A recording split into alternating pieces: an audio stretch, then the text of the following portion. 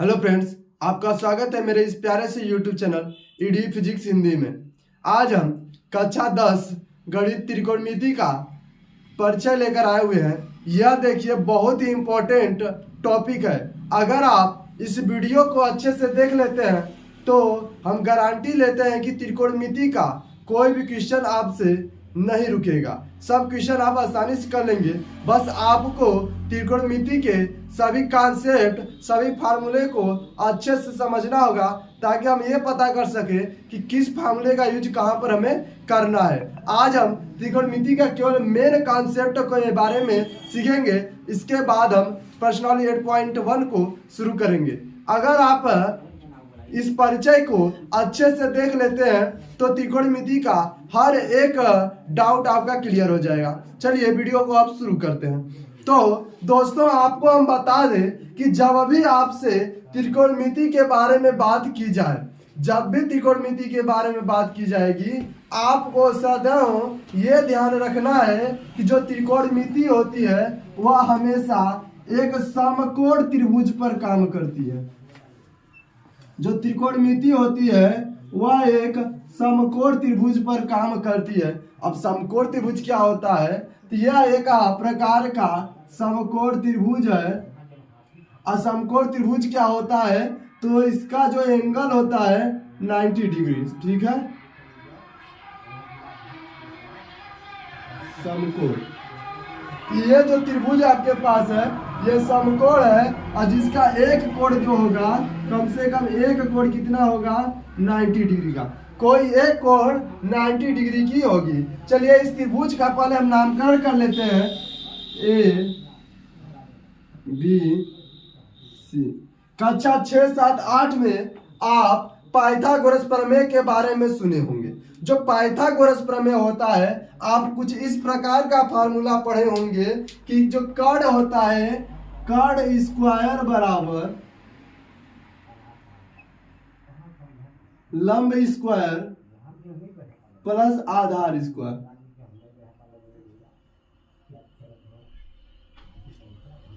उस टाइम जब आप 6-7 में पढ़ रहे थे, इस रटे रटाए फार्मूले को आप रट लिए थे और जो सवाल आता था उसे लगाते चले गए। लेकिन आज हम आपके इस फार्मूले का मेन कॉन्सेप्ट बता रहे हैं। आइए, अगर आप समझ लिए तो त्रिकोणमिति का चाहे कैसा भी सवाल बने आप उसे आसानी से कर सकते हैं। तो देखिए, कर्ण क्या होता है पहले आपको जानना होगा। कर्ण कौन सा होता है, लंब कौन सा होता है, आधार कौन सा होता है। तो आपको हम बता दें कि जो समकोण त्रिभुज होता है उसमें जो सबसे लंबी भुजा होती है, जो इस त्रिभुज की सबसे लंबी भुजा होगी और जो 90 अंश के ठीक सामने हो, 90 अंश के ठीक सामने जो हो और सबसे लंबी भुजा हो, उसे ही हम क्या कहते हैं? कर्ण कहते हैं। और जो 90 अंश के सामने होगी वही सबसे लंबी भुजा होगी, इसे हम क्या कहेंगे? कर्ण कहेंगे। आई बात समझ में? अब बात करते हैं हम लंब और आधार की। तो कुछ महानुभाव होंगे जो कह देंगे कि जो BC है, रेखा BC है, ये लंब होगी और जो रेखा AB है यह आधार होगी। लेकिन आपको बता दें, अगर आप ये रट कर चले जाते हैं कि जो ऊपर की तरफ है रेखा उसे लंब कहते हैं और जो नीचे है उसे बेस यानी आधार कहते हैं, तो आपका 90% चांस है कि आपके क्वेश्चन गलत हो जाएंगे। इससे पहले भी एक कॉन्सेप्ट है, पहले उसे आपको समझना पड़ेगा कि लंब कब ये बनेगा और कब ये बनेगा। यानी हम बोले कि जो BC है ये लंब भी है और आधार भी है, और रेखा AB जो है आधार भी है और लंब भी है।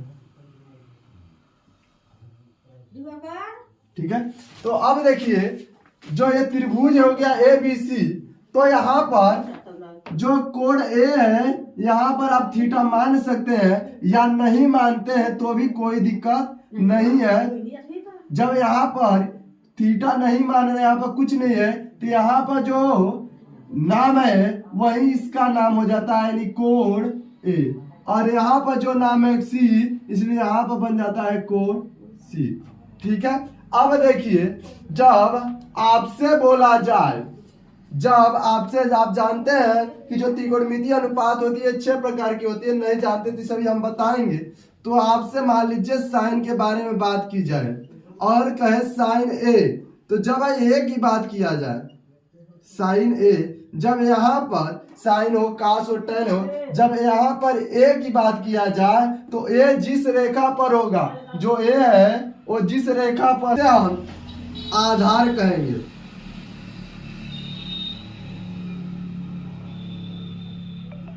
जिस रेखा पर,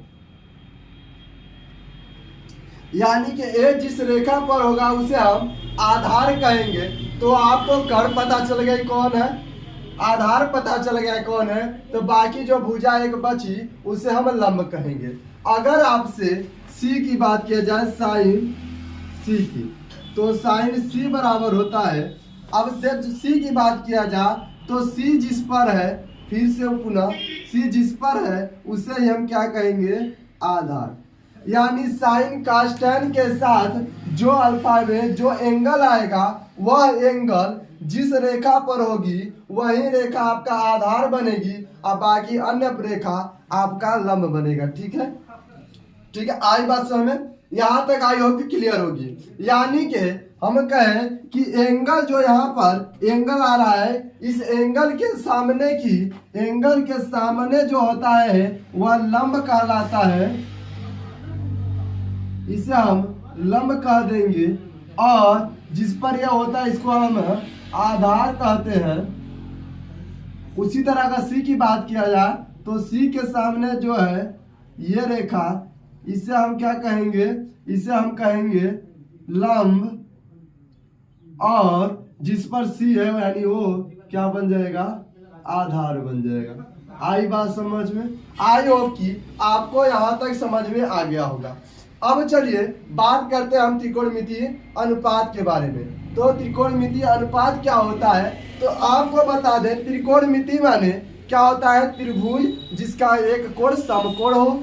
अनुपात का मतलब होता है उनके भुजाओं का रेशियो। अनुपात तो आप जानते होंगे, यानी कि इनकी भुजाओं का अनुपात। तो इनके जो भुजाओं का अनुपात है इसे कुल 6 प्रकार से लिखा जा सकता है। इस समकोण त्रिभुज के भुजाओं के अनुपात को कुल 6 प्रकार से लिखा जाता है, जिसे त्रिकोणमितीय अनुपात कहते हैं। तो अब हम बात करते हैं त्रिकोणमितीय अनुपात के बारे में। ठीक है, जो त्रिकोणमितीय अनुपात होता है वो 6 प्रकार के होते हैं, तो जिसे हम लिखते हैं त्रिकोणमितीय अनुपात।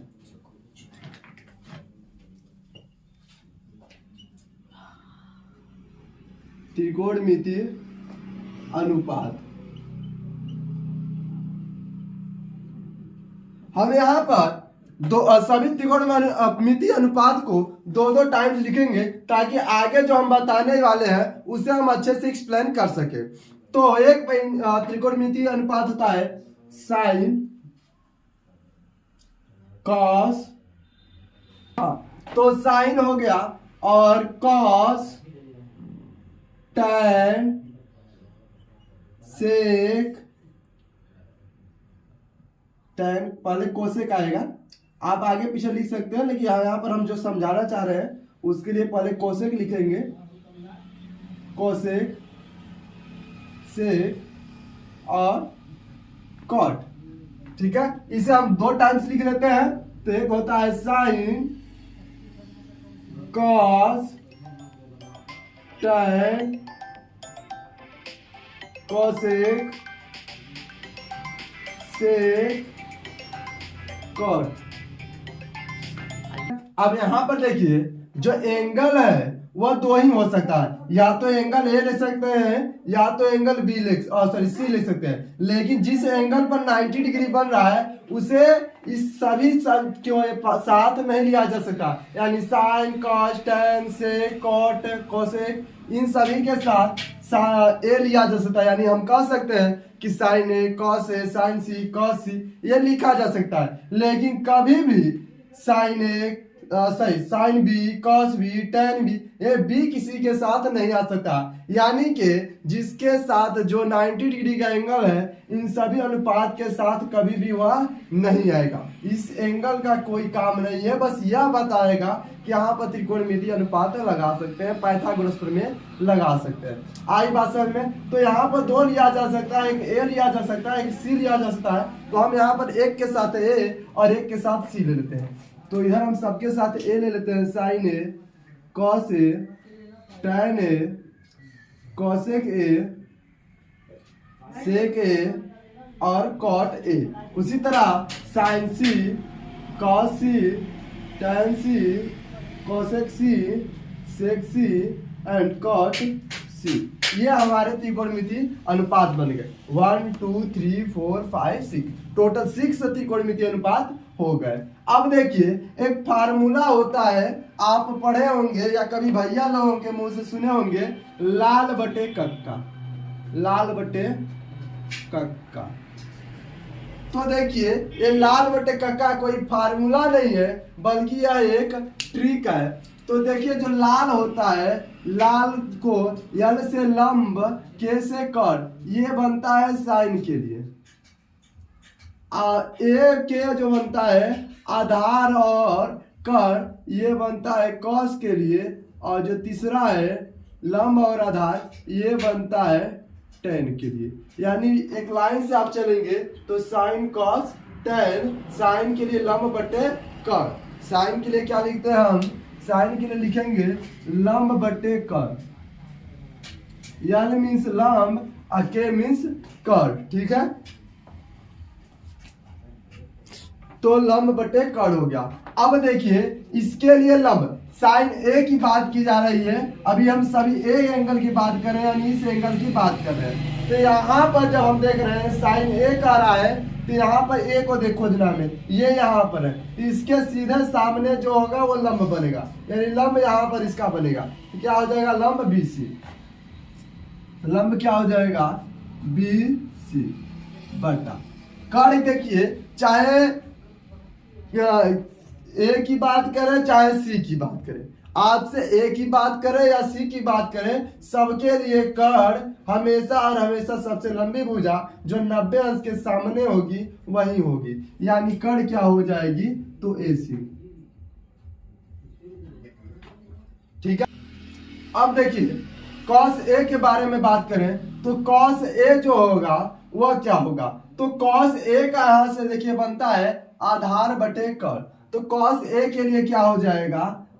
ए के आधार बटे कर। ए मीन्स आधार, के मीन्स कर। तो देखिए जब हम ए की बात कर रहे हैं तो ए के लिए आधार क्या होगा? हम आपको बताए थे कि एंगल जिस पर हो, तो एंगल किस पर है? इस पर, ए बी पर। तो आधार क्या हो जाएगा? यहाँ पर ए बी हो जाएगा। और साथ में कर क्या बनेगा? तो कर सबके लिए बराबर होता है ए सी। ठीक है, अब हम बात कर रहे हैं tan की। तो tan ए इक्वल होता है, तो tan ए के लिए क्या होता है? यहाँ पर देखिए लंब बटे आधार। तो tan ए इक्वल हो जाएगा लंब बटे आधार। हम अभी भी ए के बारे में बात कर रहे हैं, तो ए के लिए लंब क्या हो जाएगा? B C. ए के लिए लंब बी सी और आधार ए बी। ठीक है, अब हम बात करते हैं कॉसेक ए, सेक ए और कॉट ए। सर आप तो लाल बटे का ट्रिक बताया था जिसमें कॉस टेन हो गए, साइन कॉस टेन हो गए, लेकिन ये क्या? तो इनके लिए इसे आपको उल्टा कर देना है। यानी इसे उल्टा कर देंगे तो कक्का बट्टे लाल हो जाएगा और क्रमशः वापस आ जाएंगे। ठीक है, और आप इसे उल्टा कर लीजिएगा, नहीं तो आप बस लाल बटे कक्का याद कर लीजिए। जो साइन होता है, जो साइन होता है वह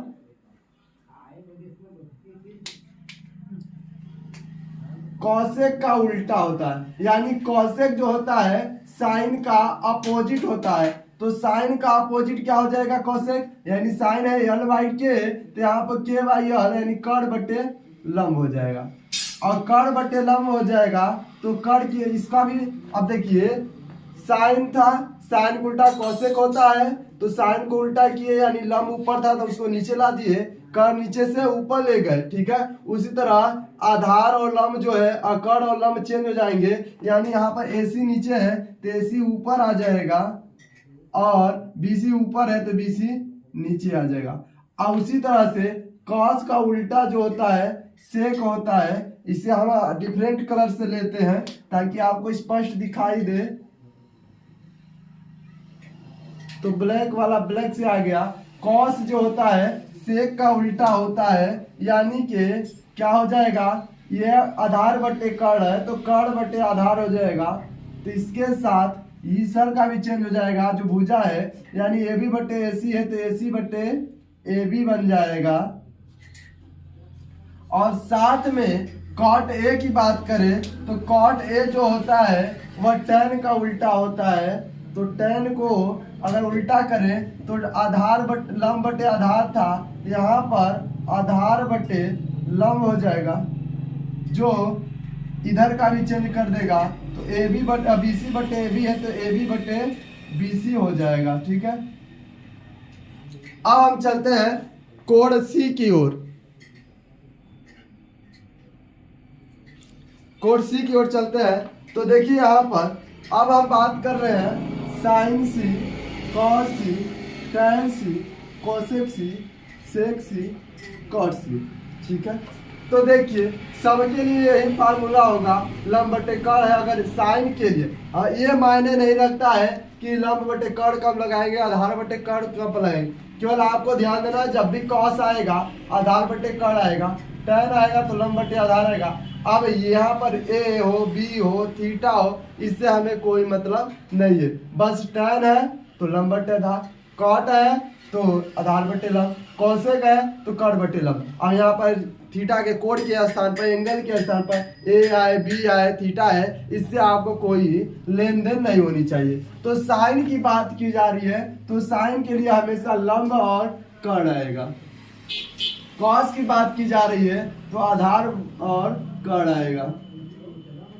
tan की बात की जा रही है तो लंब और आधार आएगा, और कोसेक की बात की जाएगी तो कर्ण बटे लंब आ जाएगा।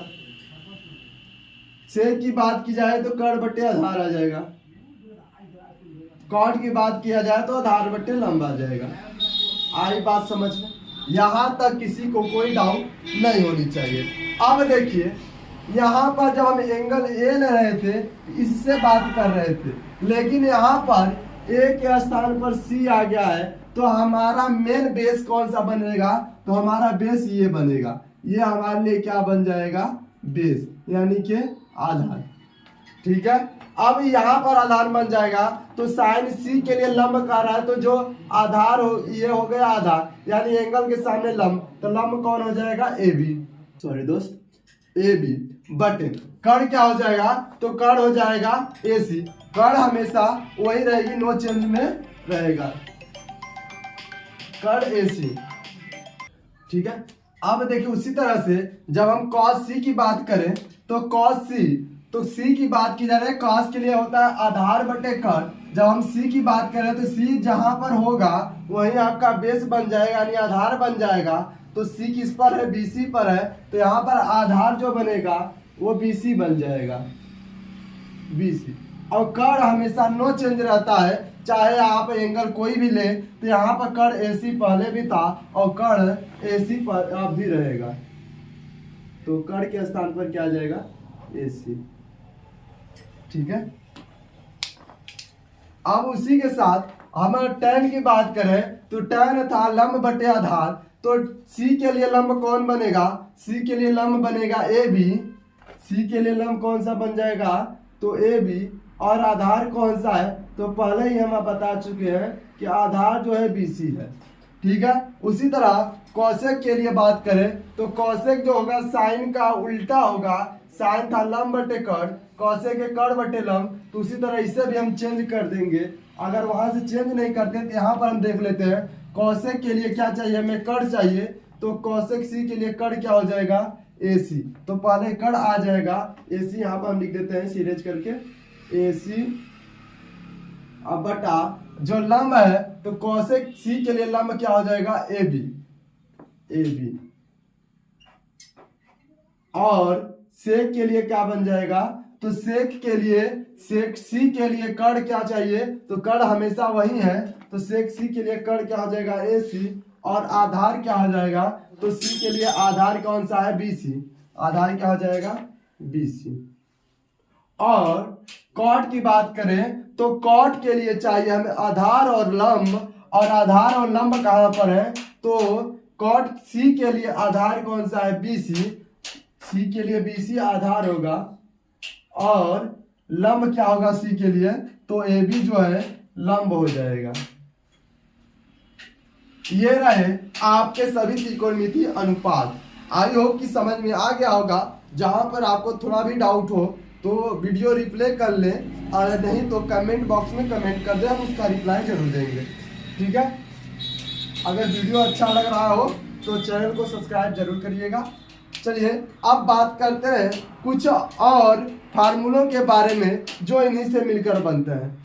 ठीक है, अब देखिए आपका जो टैन होता है, जो टैन होता है, यहां पर हम अलग से डिवाइड कर लेते हैं। सॉरी दोस्त, लाइट कट गई। हाँ,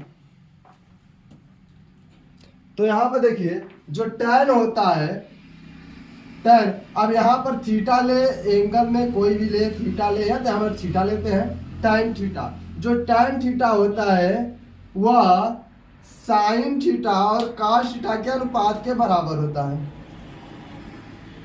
साइन थीटा बटे कॉस थीटा। इसे भी हम प्रूव करके दिखाएंगे।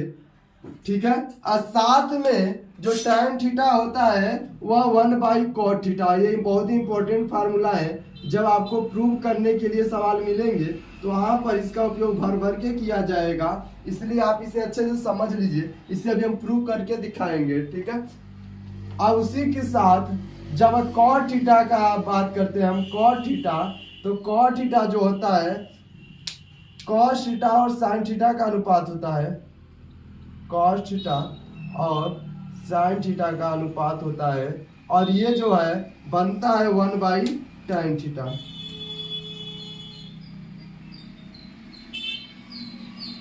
ठीक है, इसके बाद जब हम सेक थीटा की बात करें, कोसेक थीटा, कोसेक थीटा, तो जो कोसेक थीटा होता है 1/sin थीटा होता है, 1/sin थीटा होता है, और साथ में जो साइन थीटा होता है, साइन थीटा होता है, यह होता है 1/कोसेक थीटा।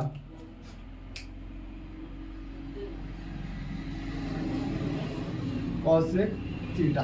ठीक है, और इसी के साथ में अगर हम cos थीटा की बात करें, cos थीटा की, सॉरी सेक थीटा की पहले बात करते हैं, सेक थीटा की, तो सेक थीटा जो होता है 1/cos थीटा होता है, और जो cos थीटा होता है वह होता है 1/sec थीटा। ठीक है, तो ये पूरा कॉन्सेप्ट होता है, यानी tan थीटा जो होता है sin थीटा और cos थीटा के अनुपात के बराबर होता है, और इसे 1/cot थीटा भी लिख सकते हैं। cot थीटा जो होता है cos थीटा और sin थीटा के अनुपात के बराबर होता है, उसे 1/tan थीटा लिख सकते हैं। cosec थीटा को 1/sin थीटा लिख सकते हैं, sin थीटा को 1/cosec थीटा लिख सकते हैं, sec थीटा को 1/cos थीटा लिख सकते हैं, और cos थीटा को 1/sec थीटा लिखते हैं। अब प्रूव हम करके दिखाते हैं कि tan थीटा जो है sin थीटा बटे cos थीटा कैसे है। ठीक है, तो अब देखिए हम tan थीटा को लेते हैं, tan थीटा बराबर sin थीटा बटे cos थीटा। हम यहाँ पर LHS बराबर RHS ला करके प्रूव करके दिखा देते हैं, sin थीटा बटे cos थीटा। ठीक है, तो देखिए आप थीटा की बात कर रहे हैं, तो हम यहाँ पर थीटा के स्थान पर आपको समझने के लिए यहाँ पर ए ले लेते हैं एंगल। ठीक है,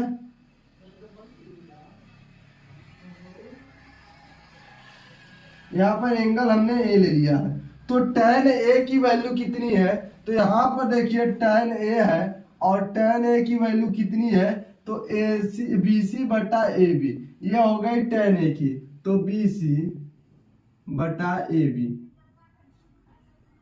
बराबर, ठीक है। अब देखिए साइन ए, तो साइन ए की वैल्यू कितनी है, तो साइन ए यहां पर है, यहां पर देखिए साइन ए है, तो साइन ए की वैल्यू कितनी है, बी सी बटे ए सी, तो साइन ए के स्थान पर बी सी बटे ए सी, ठीक है, बटे। अब देखिए कॉस ए, तो कॉस ए कहां पर है, कॉस ए यहाँ पर, और कॉस ए की वैल्यू कितनी है, ए बी बटे ए सी, तो ए बी बटे ए सी, ठीक है, ये हो गया। अब देखिए क्या होगा नीचे, तो अब देखिए बी सी बटे ए बी बराबर बी सी बटे ए सी है, बी सी बटे ए सी। अब देखिए डिवाइड में है, इसे मल्टीप्लाई करेंगे तो ए सी ऊपर आ जाएगा और ए बी नीचे आ जाएगा, ए सी से ए सी डिवाइड हो जाएगा। बगल में देख लीजिएगा, तो यहां से देखिए बी सी बटे ए बी बराबर, यहाँ देखिए ए सी कट गया, तो यहाँ पर ऊपर बचा बी सी बटे ए बी। यहाँ पर देखिए LHS जो है RHS के बराबर है, अतः सिद्ध हो गया कि जो tan थीटा होता है, यानी tan ए जो है sin ए बटे cos ए के बराबर है, यानी कि tan थीटा जो होता है sin थीटा और cos थीटा के अनुपात के बराबर है। बाकी इन सब पर आप मान रख करके चेक कर लीजिएगा, उतना ही आएगा, ठीक है। आई होप कि समझ में आ गया होगा। और कुछ फार्मूले हैं, लेकिन जितना हम लोग पढ़े हैं ये सफिशिएंट है 8.1 के लिए। 8.2 में कुछ और फार्मूलों के बारे में हम चर्चा कर लेंगे। अभी अगर हम उनके बारे में चर्चा करते हैं तो वीडियो बहुत लॉन्ग हो जाएगा, जिससे आपको पढ़ने का मन नहीं करेगा। आई होप कि वीडियो अच्छा लगा होगा। अगर अच्छा लगा है तो प्लीज सपोर्ट मी, चैनल को सब्सक्राइब जरूर करिएगा।